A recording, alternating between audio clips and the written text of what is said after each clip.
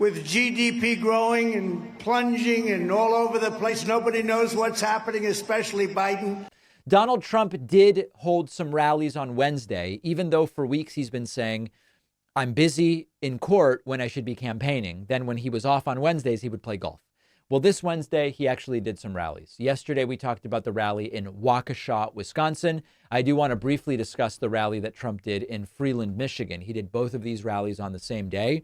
And again, even Republicans used to always say, no, the country is always great, and we hope it does great no matter who's president.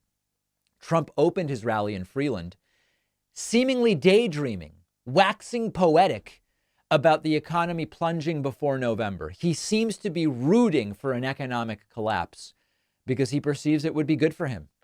Last week, we saw numbers showing clearly that the economy is crashing, with GDP growing and plunging and all over the place. Nobody knows what's happening, especially Biden. Right. But GDP growth was plunging by more than 50% in the first quarter this year. Nobody's seen anything like that for a long time. By the way, GDP is fine. Look at the numbers yourself. It's completely fine. A thing called stagflation. Does anyone know what that means? It's not good. It's worse than deflation, and it's worse than inflation. Stagflation is the worst, and that's what we're in right now. Yeah.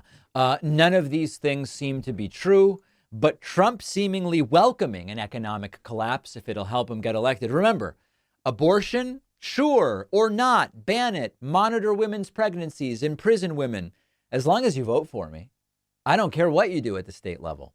Trump attempting to say the country is in big trouble and instead glitching. And he says it's in big, dangerous trouble. That's big, dangerous trouble. Our country must be saved. Our country is in big, very dangerous trouble. Big, very dangerous trouble. Trump continuing to repeat the lie that everybody wanted Roe v. Wade overturned.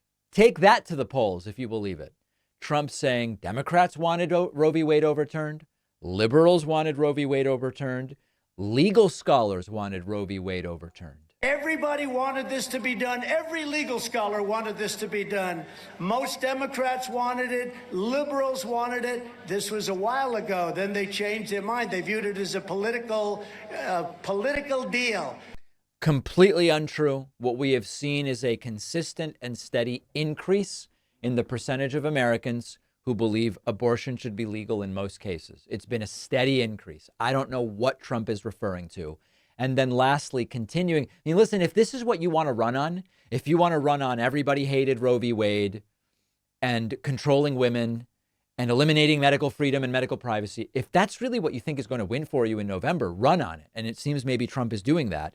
Here is Trump pushing these disgusting, grotesque claims about, post-birth abortions and all of this nonsense we've long debunked many times. Different. Remember, from the standpoint of what's happening, nobody wants to see abortion in the 8th month or the 9th month, or nobody wants to see execution after birth. You have a situation where Democrats, in many cases, will allow it. Execution after birth. This is completely untrue. That would be called murder. It's not happening. It's a grotesque, misogynistic, and disgusting lie about what is going on. The 7th, 8th, 9th month, and after birth, execution. And if you remember, the governor of Virginia said it. He said, we talk with the mother along with the doctor. She has the baby. We put the baby aside. And we decide what to do with the baby, meaning, do we execute the baby? This is called radical politics. This is something, they are far more radical. But it's not even a question of that. It's a question that we have to take care of the situation. Getting it back to the states was something that was very important to everyone. We had to take the radicalism out from the Democrats because when you can do execution or killing at a point in the life cycle, it just can't be allowed, or we're not going to allow it. And fortunately, it's not allowed. It's against the law. It's against the law in every state, and it's against the law federally to commit murder. That we know.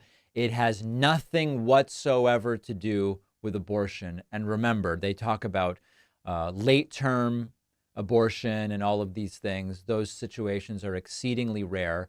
And they love to bring up this straw man scenario. I saw it the other day. Hey, let's imagine the due date is tomorrow. Full term, 40 weeks. Due date is tomorrow. Should a mom be able to show up? Baby's healthy, mom is healthy. Senator John Kennedy did this. Should you be able to show up the day before your due date and say, hey, you know what? I just don't want the baby. Please do an abortion.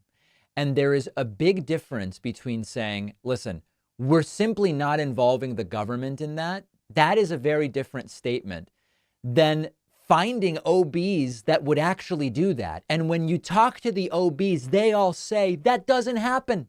It doesn't happen. In those situations, you're talking about extenuating circumstances where there is an inevitable stillbirth or life of the mother at risk. The idea that abortion is an issue about a woman showing up the day before the due date and saying, you know, everything's fine. I'm fine. The baby's fine. I just don't want the baby. Please do an abortion. Ask the OBs rather than the Republican politicians. Does that happen?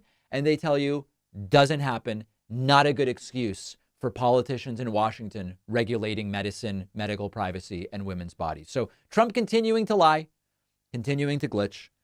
The crowds don't seem that into it. And so we'll have to keep an eye on whether these rallies are even good for Trump. It's not obvious to me that these rallies really help Trump find even a single new voter at this point in time. Let me know what you think. Make sure you're subscribed on YouTube at youtube.com/The David Pakman Show.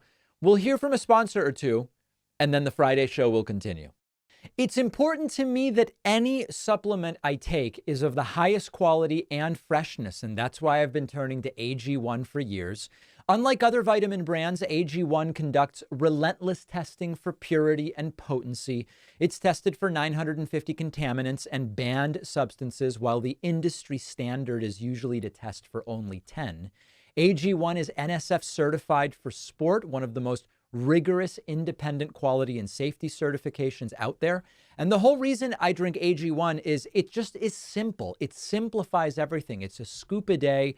I get my vitamins and my minerals, and that's all I need. And the probiotics in AG1 are something I'm particularly glad is there. So AG1 just replaces the vitamin bottles, the digestive aids, all of the things that you might otherwise be taking individually. It's quicker, it's more cost-effective than buying everything individually. You can go to drinkag1.com/Pakman to get a free year supply of vitamin D and K, plus 5 free AG1 travel packs. The link is down below.